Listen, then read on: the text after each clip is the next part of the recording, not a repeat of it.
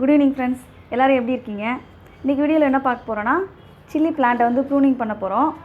நிறைய வளர்ந்துருச்சு. ஆக்சுவலாக இதெல்லாம் கட் பண்ணி முன்னாடியே விட்டுருக்கணும். சிதன் ப்ரோ வீடியோவில் கேட்டிருந்தீங்க கமெண்ட்டில், இதுவும் வந்து பழுக்க வச்சுருக்கீங்களே, இது எதுக்கு விதைக்கா அப்படின்னு கேட்டிருக்கீங்க. இல்லை, இது வந்து ஒரே ஒரு வீட்டில் இருக்கிற ஒரே ஒரு விதையிலேருந்து முளைச்சது தான். நல்லா பாருங்கள், ஒரே ஒரு ஸ்டெம் தான் மரம் மாதிரி முளைச்சிருக்கு பாருங்கள். வீட்டில் இருக்க ஒரே ஒரு விதை. ஓகே, இந்த மிளகாலாம் எதுக்காக பழுக்க விட்டேன்னா, இது நிறைய மிளகா கொடுத்துக்கிட்டே இருக்குது. பச்சை மிளகா எக்கச்சக்கமாக. அப்படியே இதெல்லாம் பழுக்க விட்டால் காய வச்சு வர மிளகாவாக யூஸ் பண்ணிக்கலாம் அப்படிங்கிறதுக்காக தான். மிளகாலாம் பறிச்சிடலாம். பறிச்சுட்டு செடியை ஃபுல்லாக ப்ரூனிங் பண்ணி விட்டால் தான் நெக்ஸ்ட்டு வளர்கிற மிளகா வந்து நல்லா வளரும்.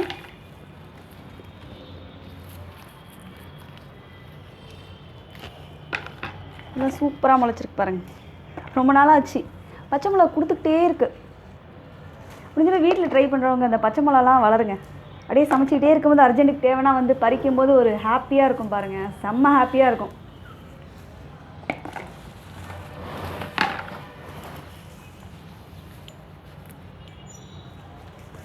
இதை ப்ரூனிங் பண்ணாமல் விட்டதுனால என்ன ஆயிடுச்சுன்னா, இப்போ வளர மிளகாலாம் கொஞ்சம் சின்ன சின்னதாக முளைக்க ஆரம்பிச்சிச்சு. இது இன்னொரு 2-3 மாதத்துக்கு வந்து க்ரோத் கொடுக்கும். இந்த செடி எல்லாமே கட் பண்ணி விட்டுறணும். இது எல்லாமே வேஸ்ட் கிடையாது. நான் வீட்லேயே வந்து உரம் போடுவேன். அந்த உரத்துக்கு யூஸ் பண்ணிவிடுவேன்.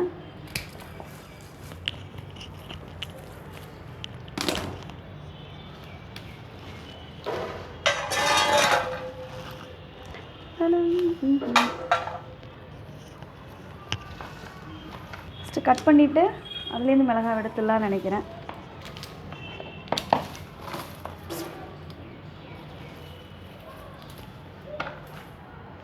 இவ்வளோ மிளகா பாருங்கள்.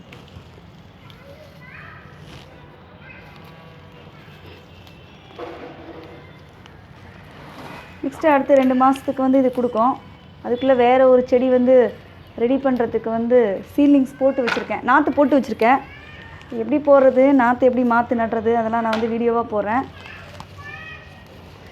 இதே நம்மக்கிட்டேயும் நிறைய ஒரு 10 தொட்டி இருந்தால் வீட்டுக்கு வருஷத்துக்கு தேவையான மிளகாத்தூள்லாம் இதே மாதிரி வளர்த்தே நம்ம எடுத்துக்கலாம்.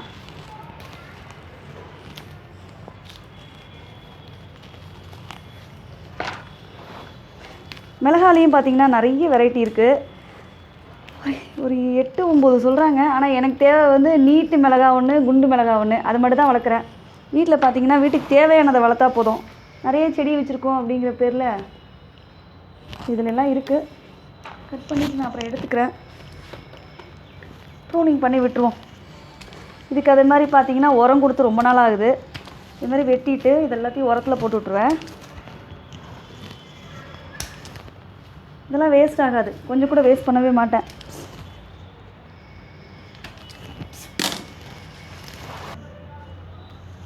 இது பண்ணாமல் விட்டதுனால முன்னெல்லாம் நல்லா பெருசு பெருசாக வளர்ந்தது. காய விட்டுட்டேன் அப்படியே செடியிலேயே. ஒரு 2 நாள் அப்படியே வெயிலில் காய வச்சோன்னா வீட்டுக்கு தேவையான மிளகாய் கிடச்சிரும். ஒரு செடியிலேருந்து எவ்வளோ மிளகாய் வருது பாருங்கள். கொடுத்துக்கிட்டே இருக்குது இந்த செடி மிளகாய். ஓகே, இப்போ கீழெல்லாம் கட் பண்ணியாச்சு. இதுக்கு இன்னும் நான் உரம் கொடுக்கணும். அப்படியே மேலேயும் கட் பண்ணிவிடுவோம்.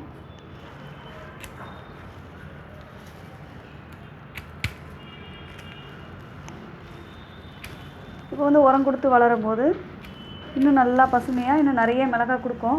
நிறைய பூ வச்சுருக்கு. இலக்க மிளகாலாம் நான் அப்புறம் எடுத்துக்கிறேன். வீடியோங்கிறதுக்காக நான் எவ்வளோ தான் காமிச்சிட்டே இருக்குது. நீங்களும் உங்கள் வீட்டில் இருக்கிற கிச்சன் பொருளை வச்சு மிளகாய் செடியெலாம் வச்சுக்கலாம். சரிங்களா?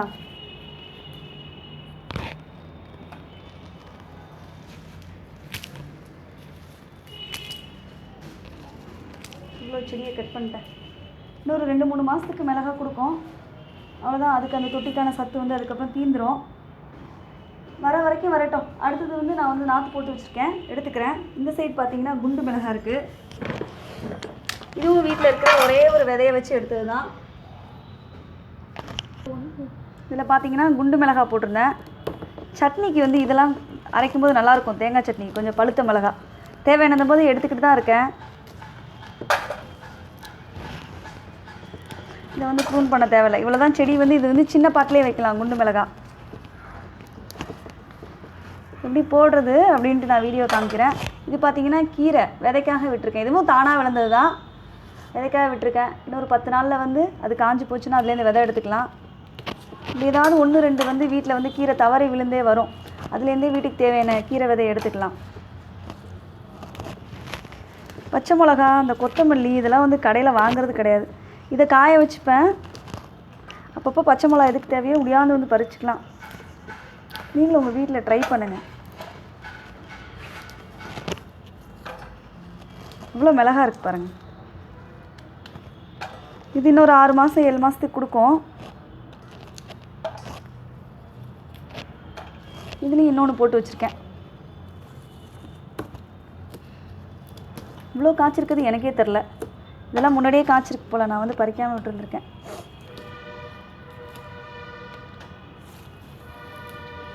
இவ்வளோ வேகமாக நான் பண்ணதே கிடையாது.